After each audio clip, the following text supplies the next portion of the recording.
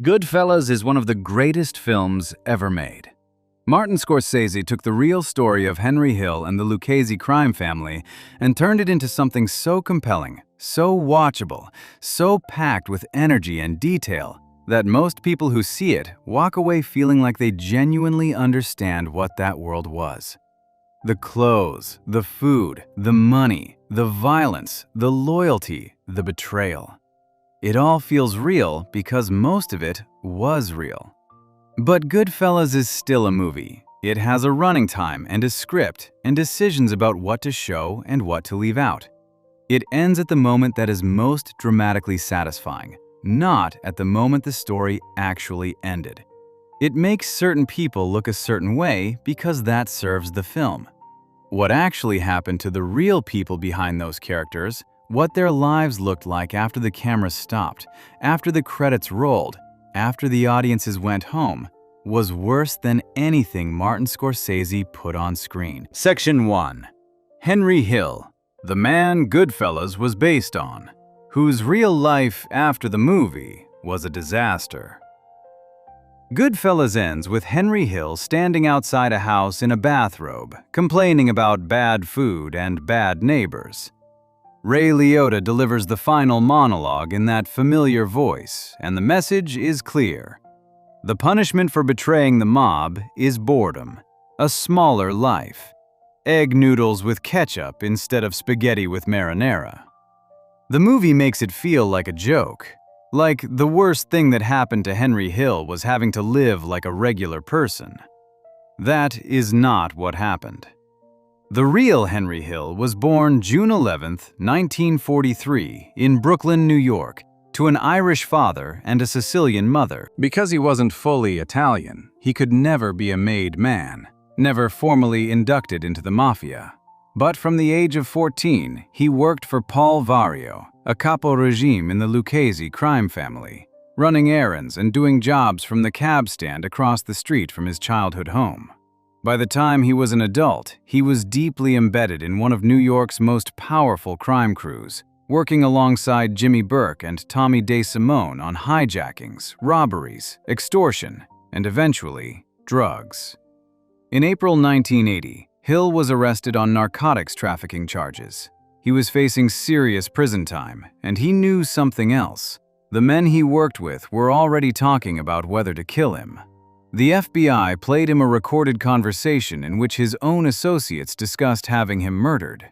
Hill made his decision. On May 27, 1980, he signed an agreement with the Brooklyn Organized Crime Strike Force and became a federal informant. His testimony would eventually lead to 50 convictions, including those of Paul Vario and Jimmy Burke.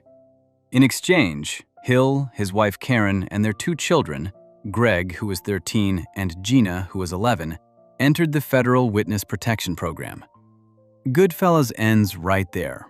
The movie stops at the moment the program begins, as if entering witness protection is the conclusion of the story. In reality, it was the beginning of something that lasted 32 more years and destroyed nearly everything around him. The government's preparation for the Hill family consisted of one instruction: do not tell anyone you are from New York. That was it. They were given new names, a house to rent, and $1,500 a month. Everything else, how to enroll the kids in school, how to explain their accents, how to invent an entire family history from nothing, they figured out on their own. The first city they were sent to was Omaha, Nebraska. Greg Hill later recalled that the first restaurant his family went to after entering the program was a place called Godfather's Pizza.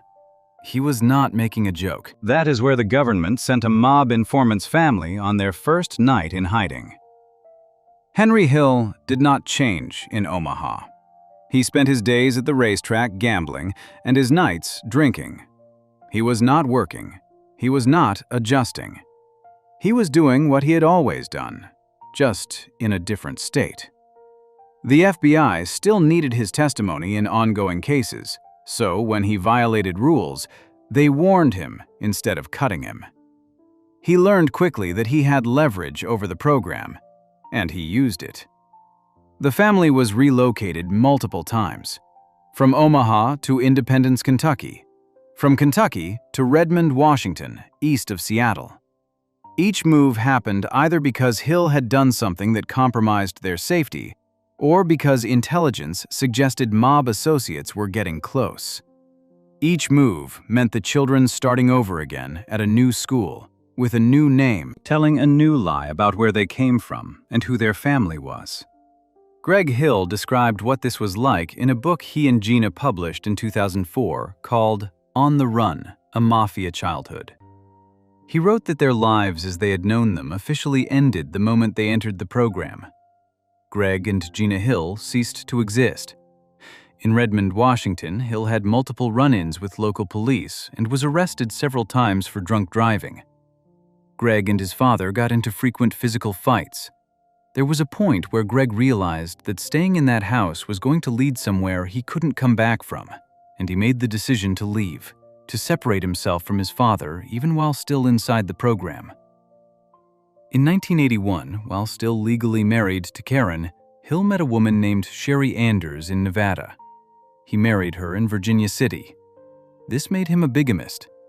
The FBI, still needing his testimony, let it go. In the same period, Hill wrote a detailed piece for Sports Illustrated about his role in the 1978-79 Boston College basketball point-shaving scandal.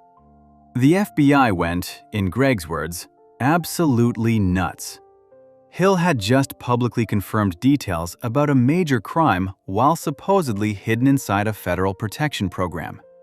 The government threatened to remove him. They did not, because they still needed him on the stand.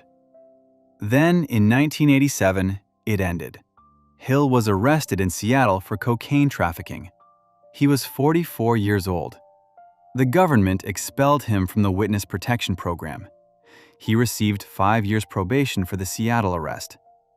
This is the moment the movie's title card refers to as if it is the conclusion. Hill arrested on drug charges, given probation, still a protected witness. The film makes it sound like a slap on the wrist with a manageable outcome. What the title card does not say is that being expelled from the program meant he was now living openly as Henry Hill, a man who had testified against dozens of mob figures with no government protection and no fake identity. Karen filed for divorce in 1990 after 23 years of marriage. It was finalized in 2002. After expulsion, Hill leaned into his celebrity. Goodfellas came out in 1990 and turned him into something close to a public figure. He appeared on The Howard Stern Show repeatedly, often calling in drunk. During one appearance, he arrived at the studio with a beer already in his hand. Stern asked him what happened to his sobriety. Hill replied, "I slipped. I'm an alcoholic, Howard." He also coached Robert De Niro on how to play Jimmy Burke for the film, teaching him how Burke walked, how he held a cigarette, how he moved. The arrests continued. In 2001, he was arrested again on narcotics-related charges in Seattle. In 2004, he left luggage at Lee Bird Field Airport in North Platte, Nebraska that contained drug paraphernalia. He was sentenced to 180 days in jail for attempted methamphetamine possession.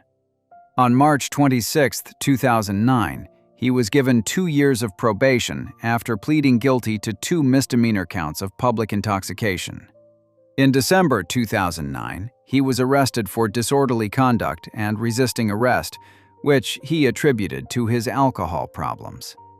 That is 4 separate criminal incidents after being expelled from the program, spread across 12 years, involving cocaine, methamphetamine, public intoxication, and resisting arrest. This is the man the movie ends with, presented as someone who got away with it. His children did not get away with anything. Greg and Gina Hill lived under assumed names for years after their father went public. When On the Run, A Mafia Childhood came out in 2004, they agreed to appear on television only with their faces disguised. They said at the time that their spouses were the only people in their adult lives who knew who their father was and what he had done. Both children had built entire existences around a secret they could never fully put down. Karen Hill never resurfaced publicly. As of Hill's death in 2012, His manager confirmed she was still living underground, still using an alias, over 30 years after the night she and her children were first handed new names and driven to Nebraska. The mob never killed Henry Hill. Author Nicholas Pileggi, who wrote Wise Guy, the book Goodfellas was based on, explained the thinking. By the time Hill went public and became a celebrity, most of the men he had testified against were either dead or in prison. The ones still alive had presumably decided that killing him would only bring more attention, while letting him live in permanent fear and public disgrace was a more satisfying outcome. Hill himself said he was afraid of being killed for more than 30 years after he first testified. He died on June 12, 2012 in Los Angeles. He was 69 years old. The cause was heart disease, the result of a lifetime of heavy smoking, alcohol abuse, and drug use that had worn his body down completely. His girlfriend, Lisa Caserta, was with him when he died. She later told a reporter that he went out pretty peacefully for a good fella. He left no money. He had made, by his own account to a UK newspaper in 2010, somewhere between $15,000 and $40,000 a week during his peak years in the mob. The government estimated that several $100 million had passed through his hands across his criminal career. He died with nothing. Goodfellas is one of the greatest films ever made, but it ends at exactly the moment that would make the audience most comfortable, the moment of resolution, the moment of consequence, before the long, slow wreckage of what came after. The bathrobe, the bad food, the punchline about being a nobody. What came after was not a punchline. It was 32 years of a man who could not stop in a life that had already been spent, watched by children who had to bury their own names to survive knowing him. The movie made it look like the worst thing about being Henry Hill was the boredom. The worst thing about being Henry Hill was being Henry Hill, and that part lasted until his heart gave out in a Los Angeles hospital, with a fake name still attached to the people he left behind. Before we move on, if you're enjoying this analysis, please consider subscribing. It helps the channel tremendously. Now, the story moves to the man the movie made into a punchline, Tommy DeSimone, the real person behind Joe Pesci's Oscar-winning performance. Goodfellas showed his death as quick and clean, a single shot off screen. What actually happened to Tommy DeSimone involved a slow death, a body that was never found, and a grave that law enforcement believes sits somewhere near the same airport he spent his career robbing.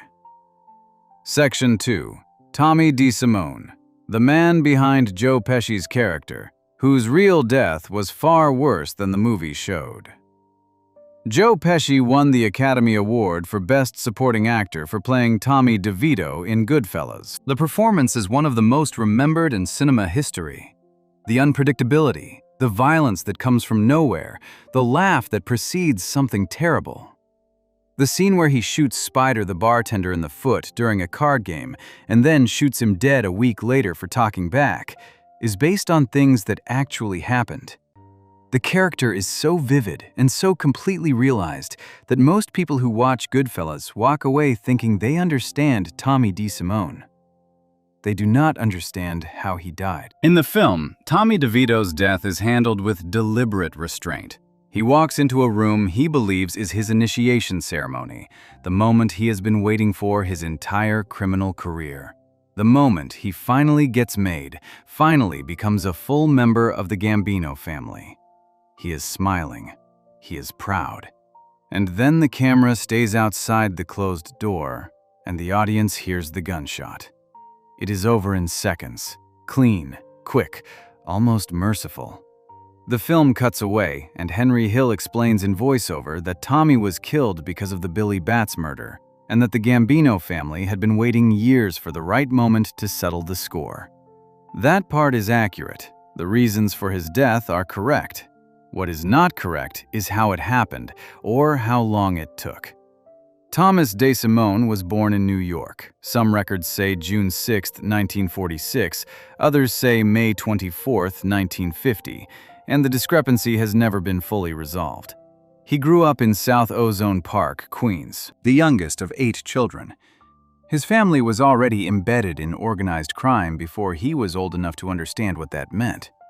His grandfather, Rosario DeSimone, had been a boss of the Los Angeles crime family. His uncle, Frank DeSimone, later became boss of the same family. 2 of his brothers were associates of the Gambino crime family. His sister, Phyllis, became the mistress of Jimmy Burke, the real Jimmy Conway from Goodfellas, when she was just 16 years old. DeSimone entered Paul Vario's Lucchese crew in 1965 when he was introduced to Vario at around 19 years old. It was through Vario that he met Henry Hill, and the two became close working partners. They robbed trucks together, hijacked cargo together, and in 1967, it was DeSimone and Hill who walked into the Air France terminal at JFK Airport with a large suitcase and walked out with $420,000 in cash. No alarm, no shots, no injuries. They were in and out in minutes. Goodfellas portrays DeSimone and Hill as roughly the same age, childhood friends who grew up together in the same neighborhood. In reality, DeSimone was several years younger than Hill, and they met as adults through their criminal work, not as kids on the same block. Joe Pesci was 46 years old when Goodfellas was filmed. The real Tommy DeSimone was 28 to 32 years old when he was killed. The violence in Pesci's performance is not exaggerated. If anything, the film made DeSimone slightly more comprehensible than he actually was, because Pesci is a gifted actor who gives the character internal logic. The real DeSimone's violence had less logic. He killed people during arguments that most people would have walked away from. He killed Spider, the bartender, exactly as shown in the film. Shot him in the foot during a card game because Spider forgot his drink, then shot him dead the following week when Spider, still in a leg cast, told him to go do something to himself. Henry Hill, writing about it in Wise Guy, said that DeSimone had shot the kid because he had dissed him in front of people and he couldn't let it go. The Billy Batts killing is real, and the film depicts it with reasonable accuracy, though it gets the motive slightly wrong. William Bentvena, Billy Batts, was a made man in the Gambino family who had just been released from prison after serving time for a drug charge. At the welcome home party held at Jimmy Burke's bar, Robert's Lounge, in 1970, Bentvena saw DeSimone and made a joke about how DeSimone used to shine shoes. DeSimone took it as a serious insult. But the deeper issue was not just the comment. Bentvena had been running a loan sharking operation before he went to prison, and Burke had taken it over while he was inside. When Bentvena got out, he wanted it back. Burke did not want to give it. The decision to kill Bentvena was made in advance by Burke and DeSimone together. The party was the setting, not the spontaneous trigger the film implies. When they beat Bentvena that night, they beat him so badly that he was still alive when they carried him to the car. They heard him moving and pounding from inside the trunk as they drove. They stopped at DeSimone's mother's house, where DeSimone went inside and came back out with a large kitchen knife. He went to the trunk and finished the job. The body was buried near a dog kennel owned by one of Burke's friends, then dug up again 3 months later when the land was sold for development. It was, eventually, according to Hill, put through a mechanical compactor at a junkyard in New Jersey, owned by a man named Clyde Brooks. This is the murder that sealed DeSimone's fate.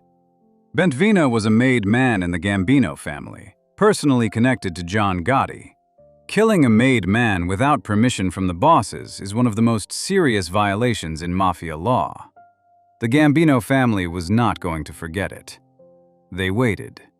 DeSimone continued operating, continued killing. By the time Henry Hill became an informant and began talking to authorities, he described DeSimone as having been involved in multiple murders across the late 1960s and 1970s. The exact number was never fully established in court because many of the crimes were never formally prosecuted, and DeSimone himself was gone before any charges could be brought. In late 1978, DeSimone was told the news he had been waiting for his whole adult life. He was going to be made. Formally inducted as a full member of the Gambino crime family. This was extraordinary for someone with his background, his mixed family connections, his history of uncontrolled violence. But the word came down that it was happening. He was given a date and a location. On or around January 14th, 1979, the exact date is uncertain, DeSimone was taken to an undisclosed location by Peter Vario, who was Paul Vario's son, and a man named Bruno Facciolo. He was told he was going to his initiation ceremony. He was never seen again.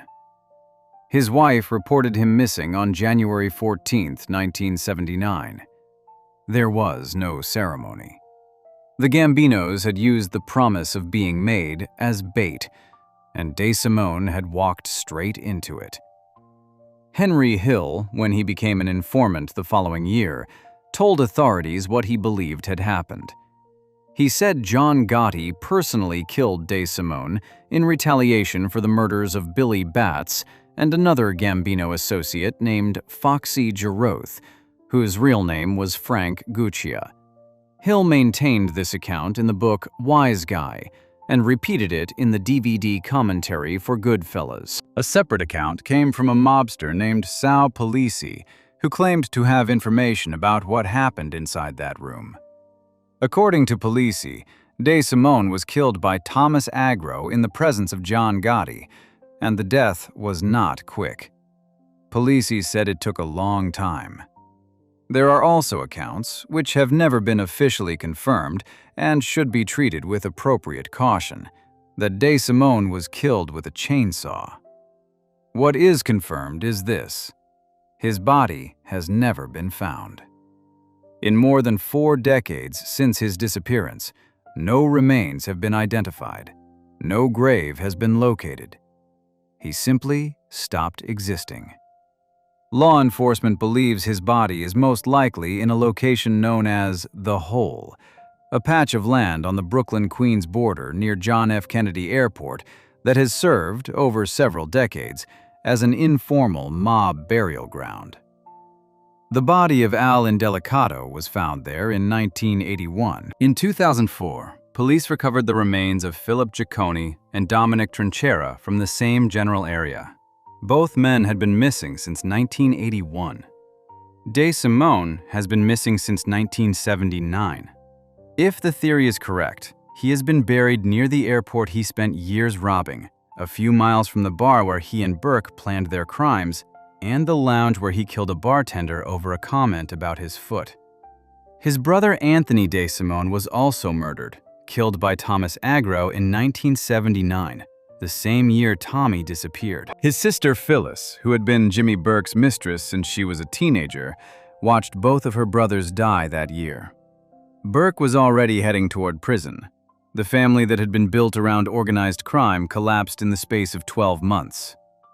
Tommy DeSimone was somewhere between 28 and 32 years old when he was killed.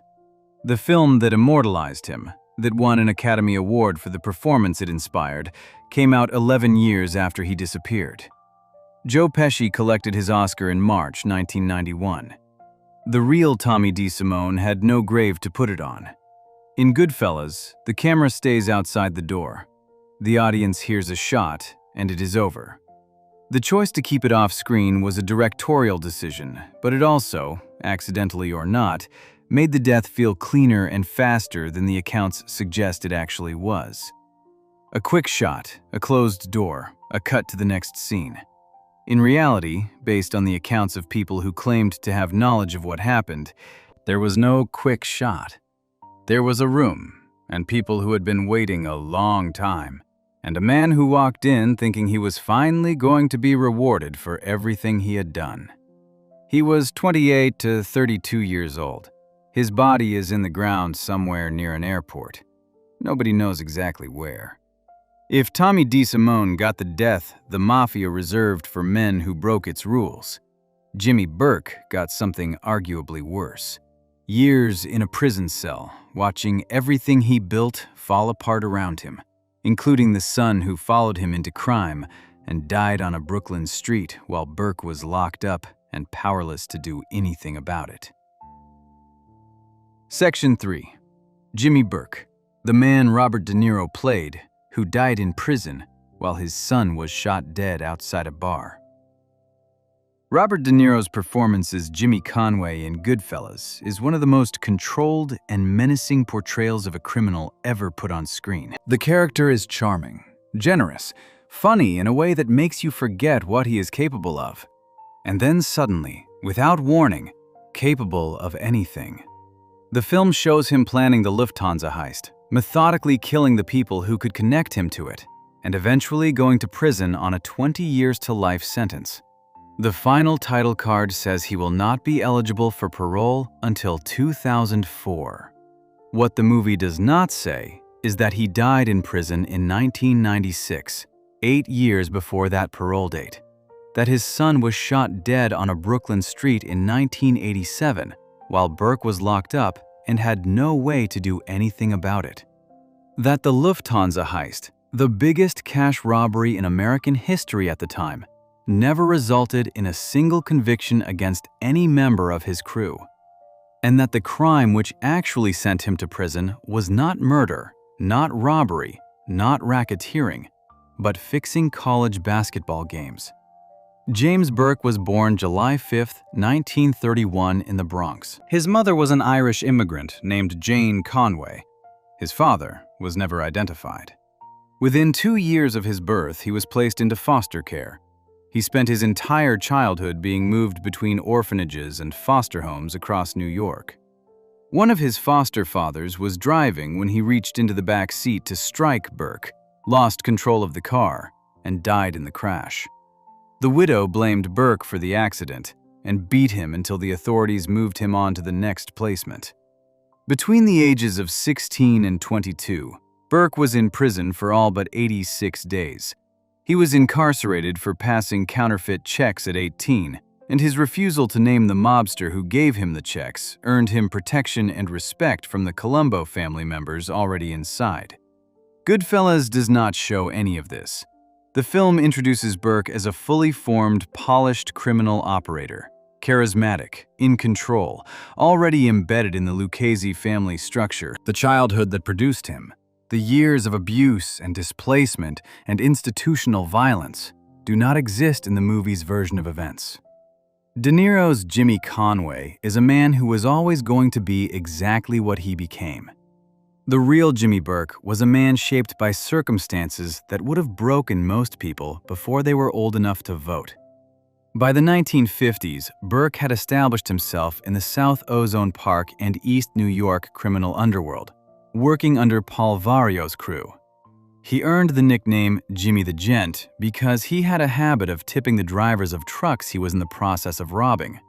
He was generous with money when he had it, loyal to people who were loyal to him, and absolutely savage to anyone he considered a threat or a liability. He owned a bar called Robert's Lounge in Ozone Park, Queens. According to Henry Hill, writing in Wise Guy, the basement and the surrounding property of Robert's Lounge contained the remains of more than a dozen people Burke had killed or ordered killed over the years. The film shows Burke's violence selectively. It shows him involved in the Billy Batts murder. It shows him having crew members killed after the Lufthansa heist. What it does not show is the full texture of his brutality across decades. When Burke discovered, before his 1962 wedding, that his fiancée's ex-boyfriend had been harassing her, he dealt with it. On the day of the wedding, police found the man's body cut into more than a dozen pieces inside his own car. Burke attended his wedding that same day. This detail does not appear in Goodfellas. The film was already 2.5 hours long, and it was Henry Hill's story, not Burke's. But what gets left out matters, because what gets left out shapes how the audience understands who these people actually were. The Billy Batts murder is depicted in the film as primarily Tommy DeSimone's act, triggered by the shoe-shining insult at the welcome home party. The reality was more calculated. William Bentvena had been running a loan sharking operation before he went to prison. Burke had taken it over while Bentvina was inside. When Bentvina got out and wanted his business back, Burke refused. The decision to kill him was made before the party at Robert's Lounge happened. Bentvina's comments to DeSimone about shining shoes were real, and DeSimone was genuinely enraged by them. But the killing was not a spontaneous explosion of temper. It was a business decision with a personal element attached. When they left the party with Bentvina beaten and bleeding in the trunk of the car, he was still alive. They could hear him inside as they drove. They stopped at DeSimone's mother's house.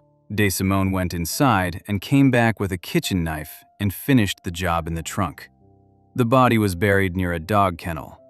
3 months later, when Burke's friends sold the kennel to developers, Burke ordered Hill and DeSimone to dig the body up and move it. According to Hill's account in Wise Guy, it eventually went through a car compactor at a junkyard in New Jersey. Then came the Lufthansa heist. On December 11, 1978, at 3 o'clock in the morning, a stolen black Ford Econoline van carrying 6 armed men pulled up to Building 261 at JFK Airport, the Lufthansa cargo terminal. They cut the padlock on the gate, entered wearing ski masks and gloves, and took 10 employees hostage. The night shift cargo traffic manager, Rudy Eyrich, was forced to open the vault. The crew walked out with $5.875 million in cash and $800,000 in jewelry. No shots were fired. Nobody was killed or seriously injured during the robbery itself. The entire operation took approximately 1 hour and 20 minutes. Goodfellas does not show the heist.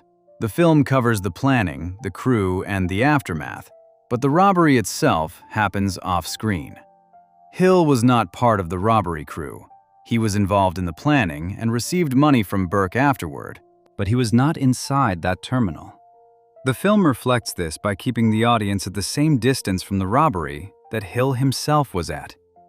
What the film does show is the aftermath, the bodies. And this is where Goodfellas is accurate in its broad strokes, but missing significant detail.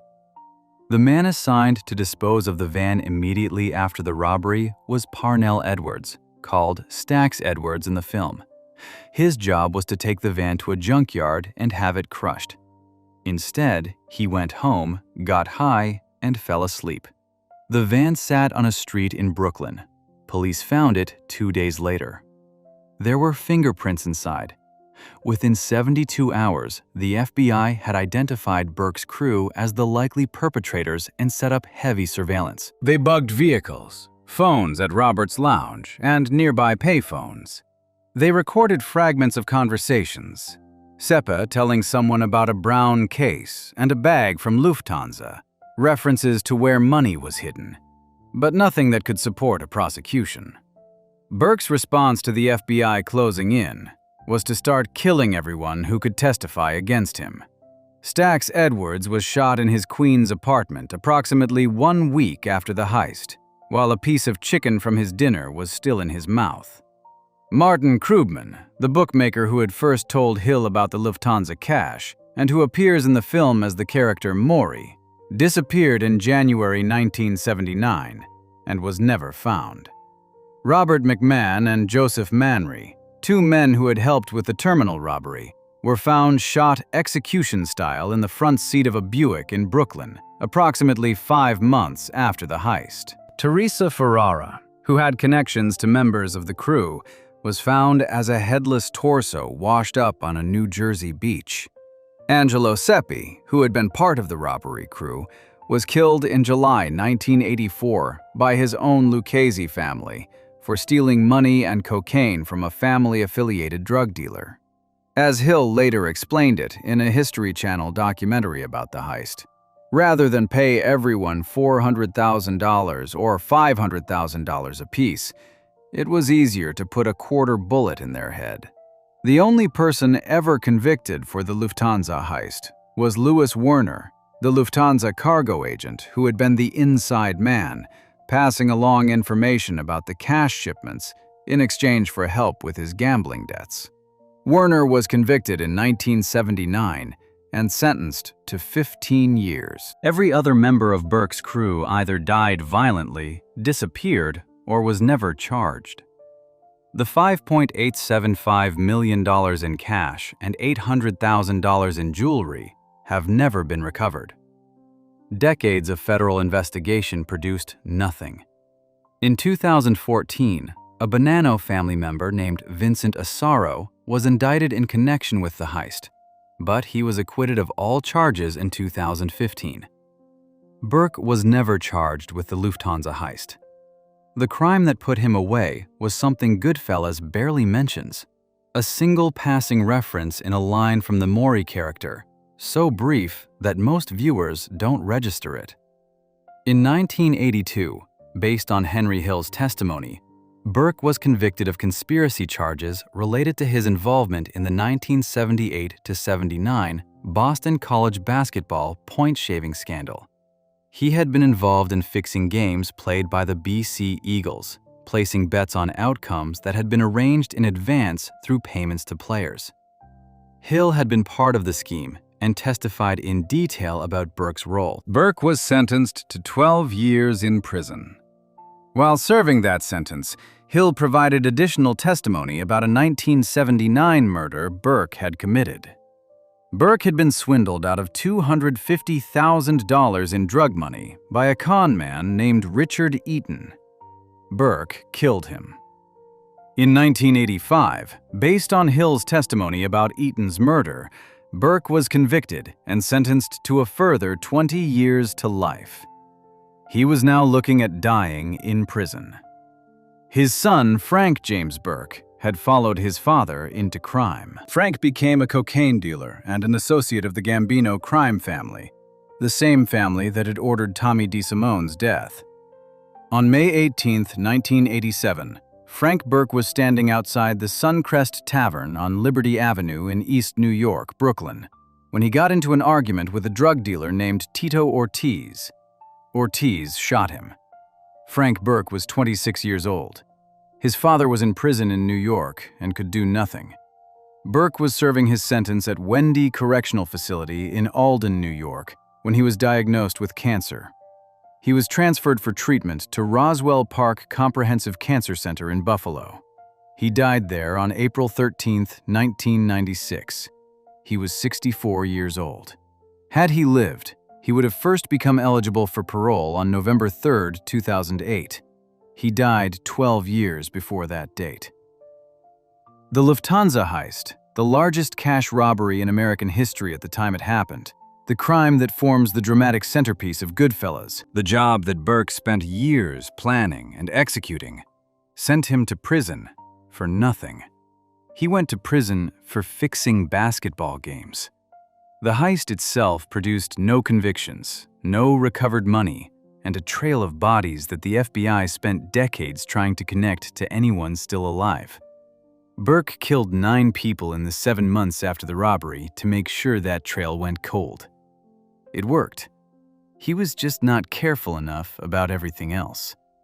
De Niro's performance makes Burke look like a man in complete control, someone who calculates every move, who sees every angle, who is always 3 steps ahead of whatever is coming. The real Jimmy Burke died of cancer in a Buffalo hospital at 64, convicted of basketball fixing and a drug dealer's murder, while the crime he was most proud of remained officially unsolved, and the money from it remained wherever he hid it before he ran out of time to spend it.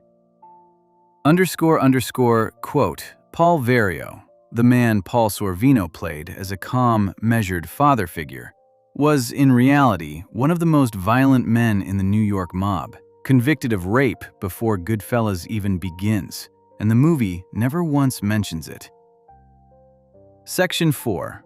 Paul Vario, the man Paul Sorvino played, who was convicted of rape before Goodfellas even begins.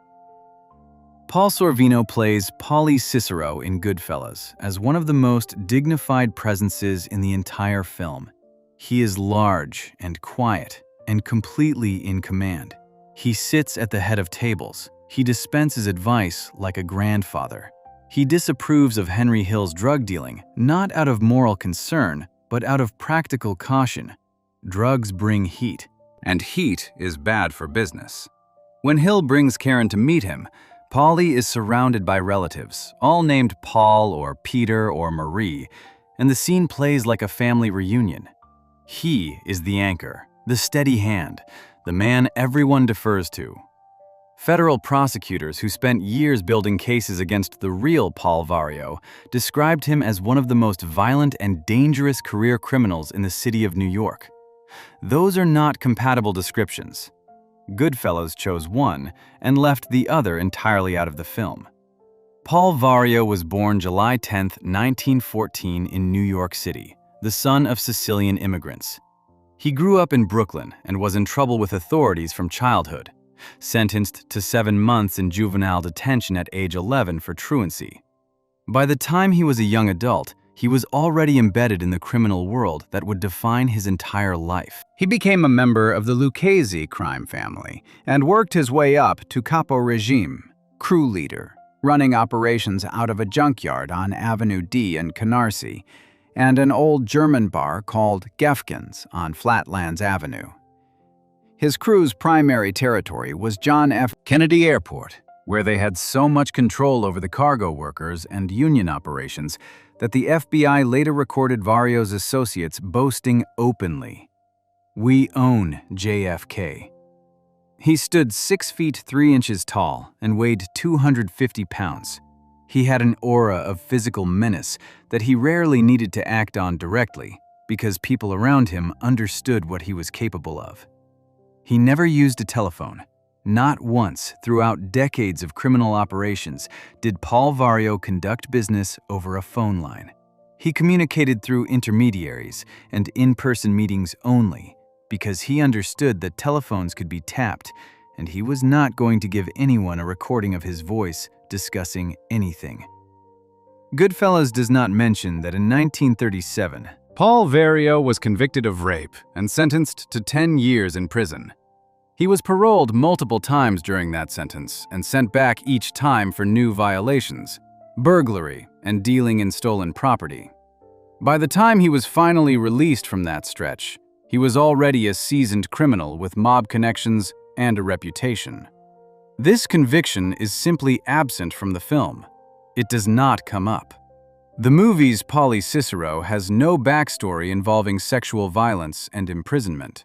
He is introduced as an established, respected figure in the community, a man of authority and quiet power. The rape conviction would have complicated that portrait considerably, so it was left out. The real Vario's violence was not quiet. Henry Hill described an incident in Wise Guy that captures something the film never shows. One evening, Vario took his wife Phyllis to dinner at a restaurant called Don Pepe's Vesuvio. The maitre d' kept seating other people ahead of them. Vario was frustrated, but said nothing inside the restaurant. When the waiter poured wine and accidentally spilled it on Phyllis, Vario still said nothing. He and Phyllis were eventually seated and ate their meal. Later that night, Vario sent men with baseball bats to the restaurant to beat the staff. Paulie Cicero in Goodfellas would never do this. He is too controlled, too measured. The scene would not fit the character Scorsese built, but it fits the man federal prosecutors called one of the most violent career criminals in New York. Vario's criminal operations at their peak were generating an estimated $25,000 a day. This came from hijacking, loan sharking, bookmaking, extortion, fencing stolen goods, and control of cargo operations at JFK. He had legitimate businesses as a front, a flower shop, a bar, a restaurant, a taxi stand, and used them to conduct illegal business while maintaining a surface appearance of ordinary commercial activity. He had so much control over cargo union operations at the airport that he could threaten companies with labor disruptions if they did not pay, and companies paid because the alternative was worse. His crew treated Kennedy Airport, as Hill put it, like their own personal bank. The relationship between Vario and Hill is portrayed in Goodfellas as genuinely paternal. Vario looks out for Hill, guides him, gives him opportunities, and is ultimately let down by him when Hill gets into drugs. There is warmth in Sorvino's performance that suggests a real bond. This part is not entirely wrong. Hill did have a genuine connection to Vario and genuinely respected him, but the film omits the darker edges of what that relationship actually involved. While Hill was serving a prison sentence, Vario began an affair with Karen Hill, Hill's wife. This is not in the film. Karen Hill was visiting her imprisoned husband and simultaneously involved with the man who ran the crew her husband worked for. The situation was what it was, and Hill, whatever he felt about it, was in no position to do anything. When Tommy DeSimone tried to rape Karen Hill, it was Vario who made the call to the Gambino family that ultimately led to DeSimone's death. According to accounts from Hill and others, Vario informed the Gambinos that DeSimone was responsible for killing two of their made men, Billy Batts and Foxy Jaroth, and this information sealed DeSimone's fate. The film presents DeSimone's death as purely a consequence of the Batts murder and the Gambino family's long memory. Vario's role in accelerating that outcome is not mentioned. In 1973, Vario was convicted of tax evasion and sentenced to 6 years in federal prison at Lewisburg, Pennsylvania. He served just over a year before being released. While inside, he was part of what was informally known as Mafia Row, a section of the prison populated by enough organized crime figures that it functioned almost like an extension of the life they lived outside. Vario returned to his operations immediately upon release and continued expanding them. On July 20th, 1973, during the period when Vario was incarcerated, his son Leonard died of severe burns at Wyckoff Heights Medical Center in Brooklyn. The cause of his injuries was never officially determined. At Leonard's funeral, 2 television cameramen and a police detective were beaten by mourners. The circumstances of Leonard Vario's death and the violence at his funeral appear nowhere in Goodfellas. Henry Hill's arrest in April 1980 on narcotics charges began the end of everything Vario had built.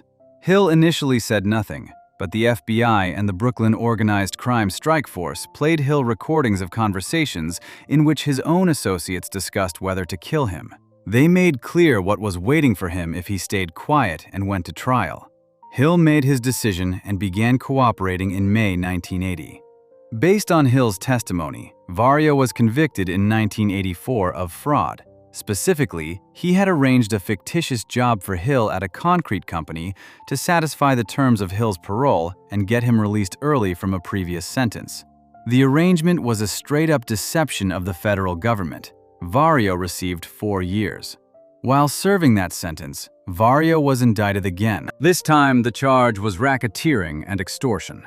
Specifically, extorting over $350,000 from air cargo companies at JFK Airport by threatening them with labor problems if they did not pay. The companies had been paying for years. This was the core of what Vario's crew had been doing at that airport, the operation the FBI had been building toward for a long time. Vario was convicted and sentenced to 10 more years. He was now in his early 70s, serving a decade-long federal sentence in deteriorating health. He had spent his adult life building one of the most profitable criminal operations in New York. He had controlled an international airport. He had generated tens of thousands of dollars a day for decades. He had outlasted investigations, evaded prosecution multiple times, and watched competitors and enemies fall, while he remained standing. None of that mattered now. Henry Hill had opened his mouth, and there was no amount of money or influence that could close it. Paul Vario died on May 3, 1988, at Fort Worth Federal Prison in Fort Worth, Texas. He was 73 years old. The cause of death was respiratory failure as a result of lung cancer. He had never spent a single day of freedom after Hill became an informant. He is buried at St. John Cemetery in Middle Village, Queens. Goodfellas was released in 1990, 2 years after Vario died.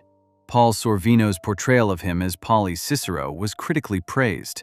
Sorvino later said the challenge of the role was finding what he called that kernel of coldness and absolute hardness that is antithetical to my nature. He found it.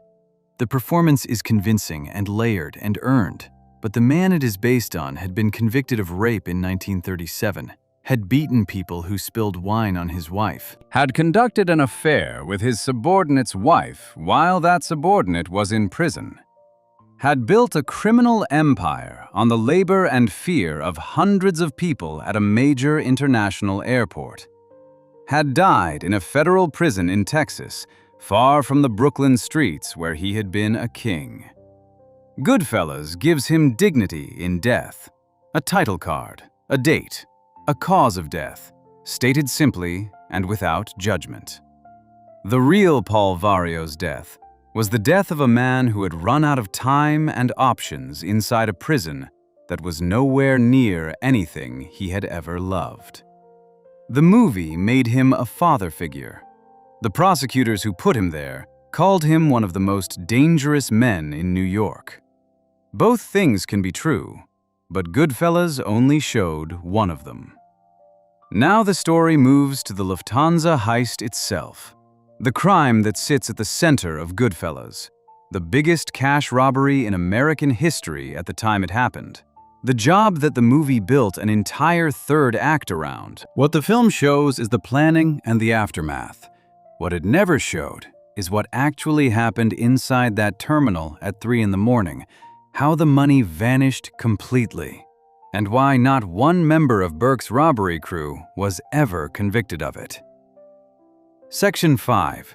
The Lufthansa heist, the biggest cash robbery in American history, and why nobody who did it ever went to prison for it. Goodfellas treats the Lufthansa heist as the event that breaks everything open. The film builds toward it across 2 hours, and then when it happens, the movie doesn't show it. There is no robbery sequence, no vault, no guns, no ski masks, no hostages. The audience gets the planning at Robert's Lounge, a few conversations about the score, and then the aftermath. Henry Hill waking up to hear it on the radio, the bodies starting to appear in car trunks and dumpsters, Jimmy Burke sitting at a diner booth watching everyone who walks through the door and calculating who needs to die next. The movie makes a specific creative choice to keep the heist itself off-screen, and it works brilliantly as filmmaking. But it also means that most people who have seen Goodfellas do not actually know what happened inside that terminal. They know the planning, they know the killing that followed. They do not know the robbery. Here is what happened. The idea started with a man named Martin Krugman. Krugman was a bookmaker and wig shop owner in New York. He appears in Goodfellas as the character Maury, the man who owns the wig shop and constantly pesters Jimmy about his cut from the heist.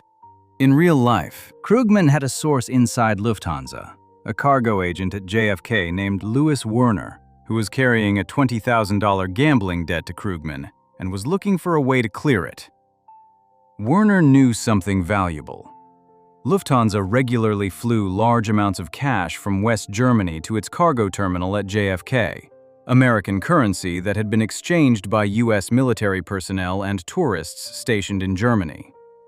The money came in on flights and sat in the vault at the cargo terminal until the following business day, when armored trucks would transfer it to a bank. On some nights, the amount sitting in that vault could reach into the millions. Werner gave Krugman the details. Krugman brought it to Henry Hill. Hill brought it to Jimmy Burke. Burke took it to Paul Vario, who needed money quickly after losing a cocaine shipment to authorities, and gave the job his approval. Burke then spent months assembling the crew and gathering intelligence about the terminal's layout, its security systems, the schedule of employees, and the specific vault mechanisms. The vault had a double-door system. One door had to be fully closed before the second door could be opened without triggering an alarm connected to the Port Authority police unit at the airport. The crew knew this before they went in. Werner had given them enough detail about the safety systems that they understood exactly how the vault worked and exactly what they needed the employees to do. At 3 o'clock in the morning on Monday, December 11th, 1978, a stolen black Ford Econoline van carrying 6 members of the robbery crew pulled up to Building 261, the Lufthansa cargo terminal at Kennedy Airport. One of the crew cut the padlock on the gate with bolt cutters.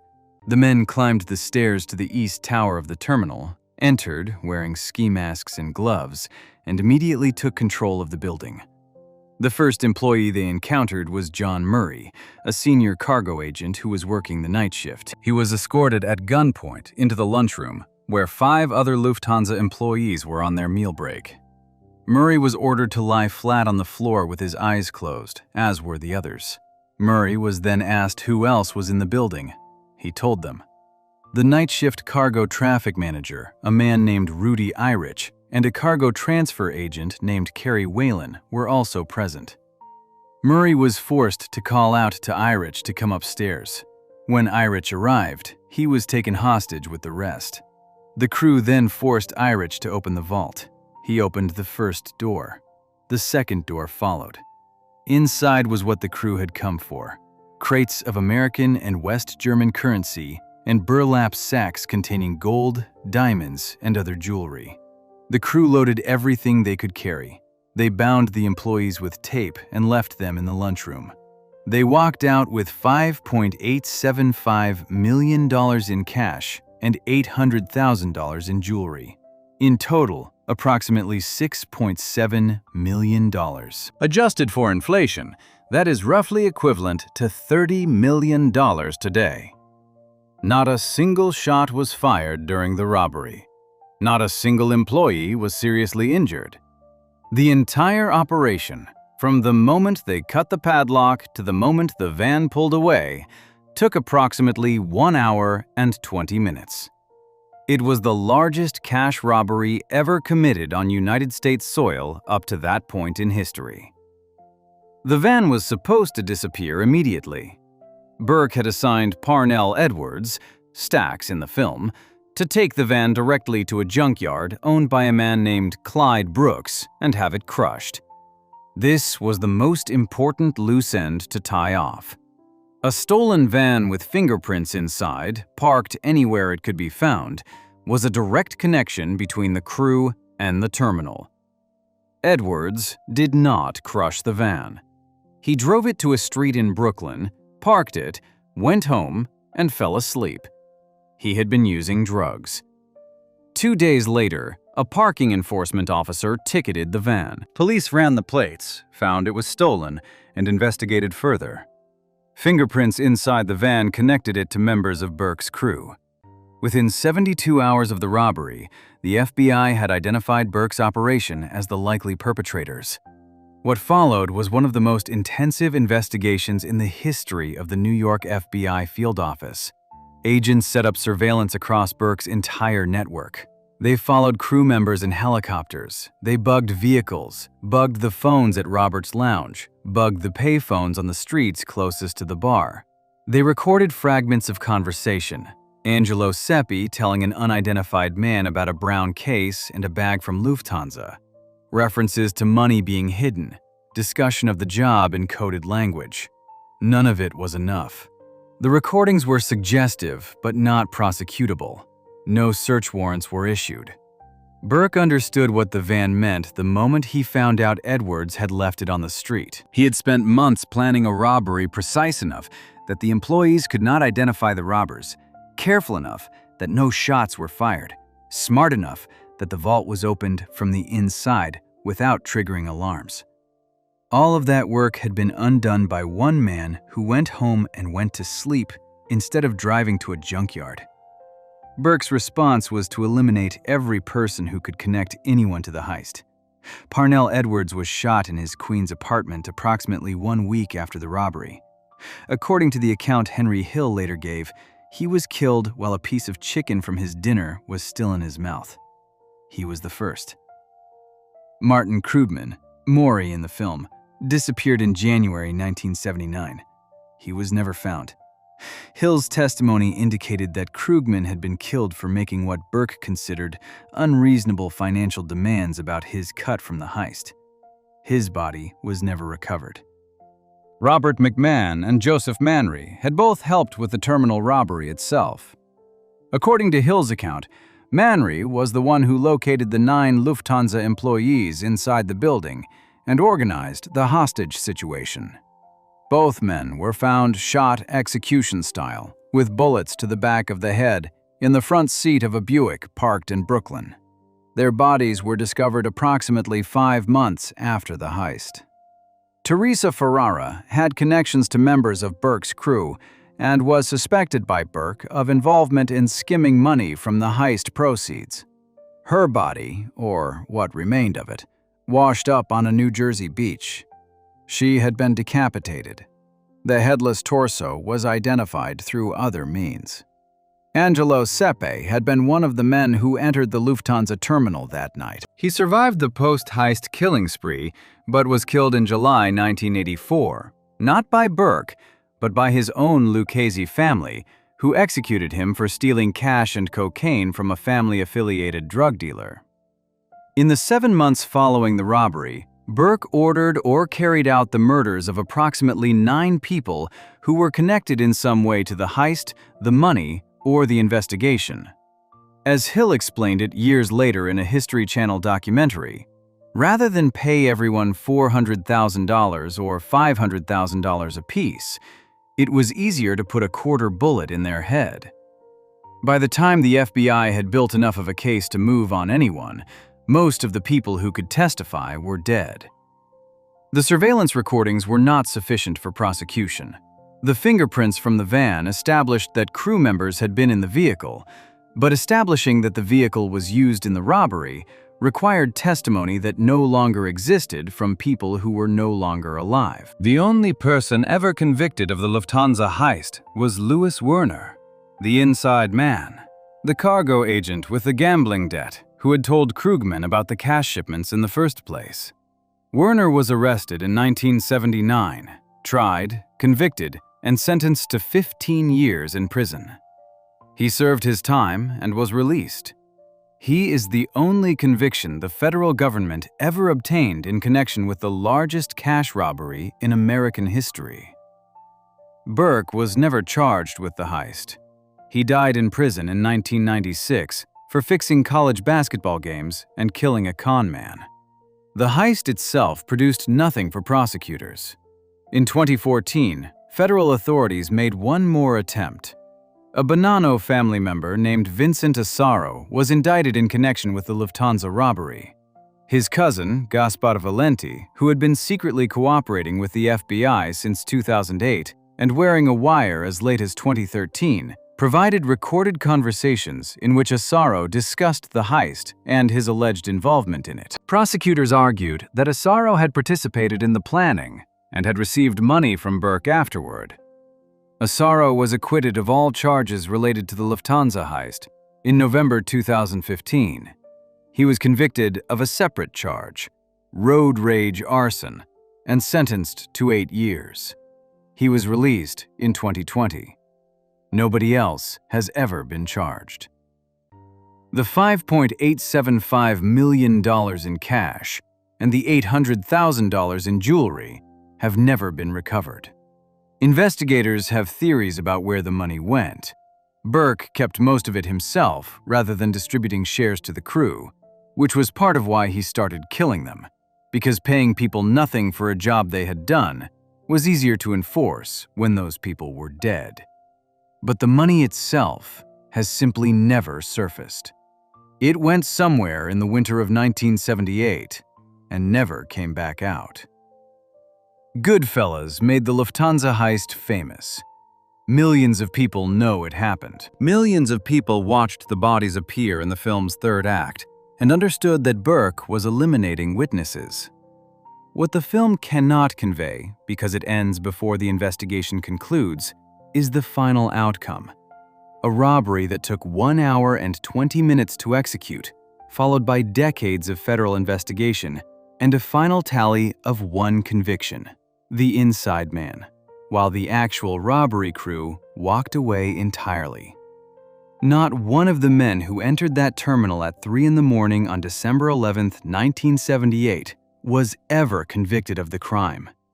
Most of them were dead within a year, killed by the man who planned the job. The one who organized it died in prison for something else entirely, and the money is gone. The last major character in Goodfellas who has never been properly examined is Karen Hill, the woman Lorraine Bracco played, who the movie follows from bright-eyed newcomer to reluctant participant to ultimately complicit partner. What the film shows about Karen is selective. What actually happened to her after Goodfellas ends is a story the movie could never tell because it is still happening. Section 6. Karen Hill, the woman Lorraine Bracco played, who has been living under a fake name since 1980. Lorraine Bracco received an Academy Award nomination for Best Supporting Actress for playing Karen Hill in Goodfellas. The performance is one of the film's most important anchors. Karen is the audience's entry point into the world, the outsider who gets pulled in, the woman whose voiceover narration runs alongside Henry's and gives the film its dual perspective.